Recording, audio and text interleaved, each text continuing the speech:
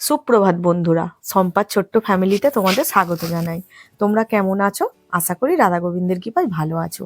আমিও ভালো আছি। সকাল সকাল গৃহবধূদের যা কাজ দেখো, ঝাঁটা হাতে উঠোনে চলে এসেছি।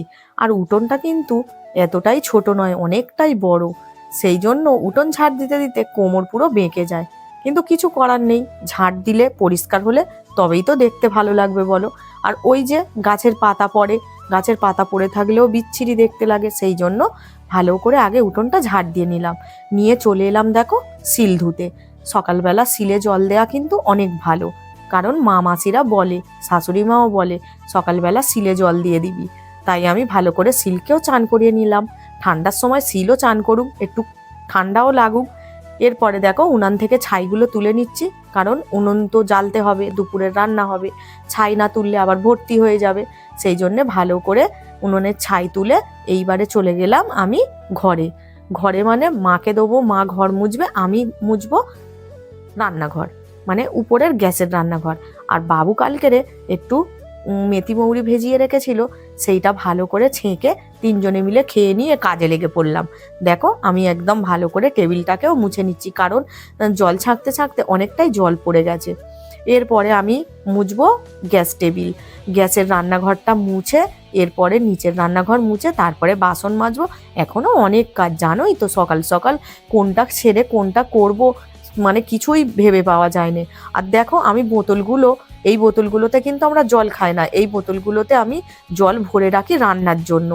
রান্নার জন্য জল তুলতে যাব, দেখবো জল চলে গেছে। মোটর চালাবো, সকাল থেকে ইলেকট্রিক নেই। কি হয়েছে কি জানি, ইলেকট্রিকে সকাল থেকে ইলেকট্রিকটা চলে গেছে, কত বেলায় এসছে জানো।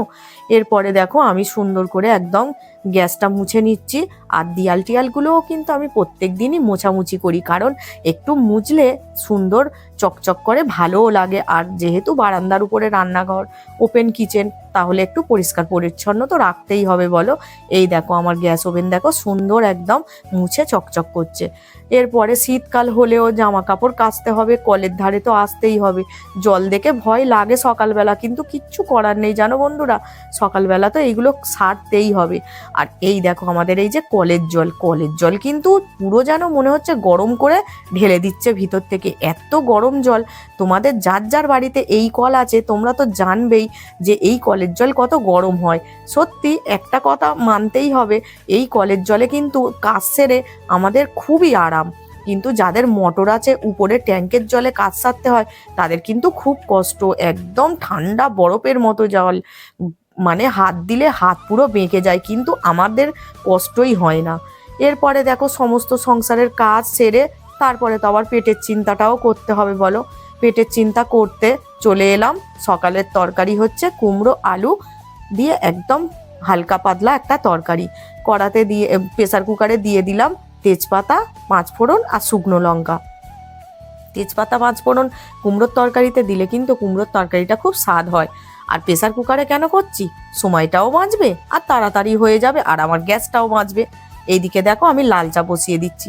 লাল চায়ে দিয়েছি আদা, তেজপাতা আর একটু লবণ। লবণ না দিলে কিন্তু আমার একদম ভালো লাগে না চা খেতে, মানে বিশেষ করে র চা, দুধ চায় কিন্তু আমি লবণ দিই না। এইদিকে দেখো কুমড়ো আলু ভেজে নিলাম, ভেজে নিয়ে একটু মশলা দিয়ে দিলাম। মশলার মধ্যে আছে একটু জিরে গুঁড়ো, ধনে গুঁড়ো আর হলুদ গুঁড়ো। সকালবেলা কিন্তু আমি লঙ্কা গুঁড়ো দিই না তরকারিতে, হালকা করে একদম তরকারিটা বানাই। বাবুও খেতে ভালোবাসে আর আমরাও খাই। আজকেরে কিন্তু রুটি বানাবো না, আজকেরে বানাবো, আজকেরে মুড়ি খাওয়া হবে। আর দেখো সকালের চিন্তা করতে করতে আবার রাত্রের চিন্তাও করে রাখছি, কারণ রাত্রির বেলা কি খাবো সে চিন্তাটাও করে রাখতে হবে তো বলো। সেই জন্য দুটো ছোলা ভিজিয়ে দিলাম, কাবলি ছোলা। এটা কাবলি ছোলাটা ভিজিয়ে দিচ্ছি, আর বাবুকে বলবো একটু পনির নিয়ে আয়, পনির দিয়ে কাবলি ছোলার ঘুগনি আর রুটি বা পরোটা, দুটোর মধ্যে যে কোনো তো একটা বানাতেই হবে। দেখো কথা বলতে বলতে তোমাদের সঙ্গে আমার সিটি পড়ে গেল। সিটি পড়ে যাওয়া মানেই আমার তরকারি হয়ে গেল। আর আমি চা করে বাইরে চলে গেছি, বাবুকে বলে গেছি বাবু চাটা নিয়ে আয়। বাবু আবার দেখো কি সুন্দর ফ্লাক্সে ঢেলে নিয়ে আসছে, কারণ আমরা মুড়ি খেতে খেতে চা তো ঠান্ডা হয়ে যাবে, মুড়ি খাওয়ার পরে চা খাবো বলে বাবু ফ্লাক্সে ঢেলে নিল, যেহেতু গরম থাকবে। এরপরে দেখো আমি, মা আমার আর বাবুর 3 জনের তরকারি আর মুড়ি একদম 3টে গামলিতে করে নিয়ে নিয়েছি। সকালের ব্রেকফাস্ট করে আবার রান্নার ঝামেলা। তবে আজকের ইচ্ছা আছে, রাত্রে যেহেতু একটু ভালো মন্দ খাওয়া হবে, দুপুরে হালকা পাতলাই কিছু রান্না করব, দেখাই যাক কি রান্না করি। এরপরে মুড়ি টুড়ি খেয়ে চা ঢেলে নিলাম। একটু শীতকালে চা না খেলে যেন ভালো লাগে না।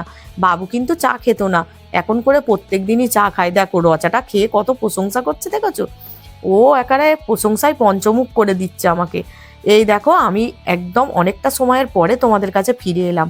কারণ কেন বলো তো, চান করেছি, পুজো করেছি। এরপরে মা বলল যে গ্যাসে বসাতে হবে না, উনুনেই বসিয়ে দে। আমি বললাম এত হাওয়া হচ্ছে, আমি তাহলে গ্যাসে মা বসিয়ে দিই। মা বলে না, তুই উনুনে বসিয়ে দে, আমি জাল দিচ্ছি। এই তো চলে এলাম তোমাদের কাছে অনেকক্ষণ পরে। তা দেখো আমি কিন্তু নিচে উনানে মাকে বসিয়ে দিয়েছি উনানে জাল দিতে। মা উনানে জল দিচ্ছে। আজকে তো ডিম ভাতে, আলু ভাতে, ডাল সিদ্ধ, ভাত করবো। আর এই দেখো এখানে পেঁয়াজ আর কাঁচা লঙ্কা ভাজবো, ভেজে আলু সিদ্ধটা মাখবো। এটা গ্যাসেই ভেজে নেব। আর মাকে ওখানে হাঁড়িতে উনুনে জাল দিতে বসিয়ে দিয়েছি, ভাত টাত সব বসিয়ে দিয়েছি। আর এখানে আমি দেখো শীতের স্পেশাল একটা জিনিস বানাচ্ছি। এই দেখো এটা হচ্ছে গোবিন্দভোগ চাল, এই যে গোবিন্দভোগ চাল। আর এই দেখো বাবু আমাকে বাজার থেকে একদম পাটালি নলেন গুড় এনে দিল। এই নলেন গুড় দিয়ে আর এই দেখো একদম খাঁটি পিওর গরুর দুধ দিয়ে কিন্তু আজকের আমাদের একটু পায়েস বানাবো। পায়েসটা বানিয়ে আমরা খাবো। আর একদিন বানিয়ে আমি কিন্তু ভগবানকে দেবো, কারণ ভগবানকেও এখনো দেওয়া হয়নি। কারণ এই দুধটা বন্ধুরা, এই দুধটা কিন্তু ফ্রিজে থাকে। তো আর ফ্রিজে তো আমার মাছ মাংস, আমার তো আর নিরামিষ ফ্রিজ নয়। সেই জন্য এই দুধটা যেহেতু জমেছে, আমরা 2-3 দিন ছিলাম না, আমি বলে আমরা আগে খেয়ে নিই আর ভগবানকেও দেবো। আর ভগবানকে আমি ওই দিনকে নতুন করে সন্দেশ, মোয়া সবই খাইয়েছি। আমি চালটা একদম ধুয়ে নিয়ে এসছি। ধুয়ে আমি ঘি মাখিয়ে দিয়েছি। ঘি মাখিয়ে এবারে চালটা হাঁড়িতে দিয়ে দিলাম। হাঁড়িতে দিয়ে এবারে তো অনেকক্ষণ ফুটবে। ফুটে একদম চালটা সিদ্ধ হয়ে যাবে যখন, তখন কিন্তু ওই পাটালিটা দেবো। কারণ আগে তো দিতে নেই, দিলে তো তাহলে চাল আর সিদ্ধ হবে না। যেহেতু মিষ্টি পড়ে যাবে, মিষ্টি পড়লে কিন্তু আর চাল সিদ্ধ হবে না। আর দুধটা দেখো বন্ধুরা একদম উপরে মোটা হয়ে সর পড়ে গেছিল। কারণ দুধটা আমরা যে দিদির থেকে দুধ নিই, খুব ভালো দুধ দেয়, খুবই ভালো। আর এখন তো আমাদের এখানে গরু বলতে কারোরই নেই, ওই দিদিটারই গরু আছে। আর আমি না বন্ধুরা 12 মাসই কিন্তু মানে গরুর দুধ আমার ছেলেও খায়, আমরাও একটু আধটু খাই। এই জন্য গরুর দুধটা যেখান থেকে পারি একটু ব্যবস্থা করে নিই। চলো পায়েসটা বসিয়ে দিয়েছি, এবার ফুটুক। আমি এদিকে আরো কাজ আছে, কারণ আমি বাসন কোসনগুলো এবার গুছিয়ে নিই, নিয়ে তারপরে আবার একবার করে নাড়া দেবো আর একটু করে কাজ করব। তো এখন মা আর আমি মিলে সমস্ত গাছের পরিচর্যা করব। মা এখানে হ্যাঁ এই যে মিক্স সার বানিয়ে নিয়েছি। এই মিক্স সারগুলো এই মিক্সার সমস্ত কাগজ ফুল, ছোট ছোট যত শীতের গাছ আছে সমস্ত গাছে দিয়ে দেওয়া হবে। তবেই তো ফুলটা পাবো বলো। ফুল এই যে পিটুনিয়া আছে এখানে, দেখতে লাগে। নিচে আছে অ্যাস্টার, সেই দূরে আছে কসমস। সমস্ত গাছে এখন আমি আর মা মিলে একটু মিক্স সার দিয়ে নেব। আর মা আজকে আমাকে একটু হেল্প করবে, দুজন মিলে অনেক গাছ তো দুজন মিলে একটু করে নেবো। রান্না বান্না তো হয়ে গেছে, রান্না বান্না হয়ে গেছে, তাই বললাম বাবুকে যে চল আমি তোর সঙ্গে একটু হেল্প করে দিই। তা ও মিক্স সারটা মিশিয়ে এই যে ছোট ছোট গাছগুলো মা এনেছিল, এগুলোতেও কিন্তু দিতে বলেছিল। হ্যাঁ হ্যাঁ ওতেও দিতে বলেছে। এই গাছগুলোতেও একটু দিয়ে দেবো, কারণ গাছগুলো ফুল হলে তোমরা শুধু এই গাছগুলোতে ফুল হলে তোমরা শুধু দেখবে এর কালার গুলো, তোমরা না দেখলে বিশ্বাস করতে পারবে না। আমি যখন কিনে এনেছি মানে পুরো যেন জীবন্ত ফুলদানি, এত দারুণ দারুণ। একটা ফুল ওদিকে ফুটেছিল না? হ্যাঁ হ্যাঁ ওইদিকে একটা ফুল ফুটেছিল, তোমাদেরকে দেখাই একটু কেমন। এই যে একটা কালার, এটা কিন্তু আজকে মানে কেমন হয়ে গেছে, কালকে একটু ফুলটা বেশ বড় হয়েছিল। আজকে শীতের জন্য ওরকম মানে বাসি হয়ে গেছে তো। আর গাছগুলো আমি তো আর আমি কি করেছি, একটা গাছ এরকম লম্বা লম্বা ছিল, আমি কি করেছি বলতো, এতগুলো যেহেতু আমার টব, তাহলে আমার তো গাছ কম পড়বে, সেই জন্য আমি কি করেছি একটা গাছকে আমি 3 টুকরো করেছি। 3 টুকরো করে সবগুলো কিন্তু বেঁচে গেছে, সব বেঁচে গেছে। এই গাছ বলেই দিয়েছে গাছের মরণ নেই। না এই গাছ তো এমনি দিয়ালে ফিয়ালে পড়ে সিমেন্টে আরো হয়ে যায় এই গাছ, আমি দেখেছি। তবে অনেক সুন্দর সুন্দর কালার, আর একটু বড় হয়ে গেলে তারপর ফুটবে। না ডালপালা বেরোচ্ছে তো, এবার যত ডালপালা বেরোবে তত ফুল সুন্দর হবে। ঠিক আছে, একদম ছোট ছোট সব এগুলো নতুন। হ্যাঁ ওগুলো সব ডাল। নতুন। এই তো দেখো আমার চাল একদম সিদ্ধ হয়ে গেছে। এবারে কিন্তু আমি এই গুড়টা দিয়ে দেবো। এটা কিন্তু খেজুরে গুড়ের পাটালি। তা এই দেখো চাল একদম পুরো সিদ্ধ হয়ে গেছে। এবারে আমি মিষ্টিটা দেবো, কারণ মিষ্টি তো আগে দেয়া যায় না, আগে দিলে তো চাল একদম আর সিদ্ধই হবে না। চাল পুরো সিদ্ধ হয়ে গেছে দেখো। এবার আমি খেজুরের গুড়টা দিয়ে আর কিছুক্ষণ ফুটিয়ে নামিয়ে নেব।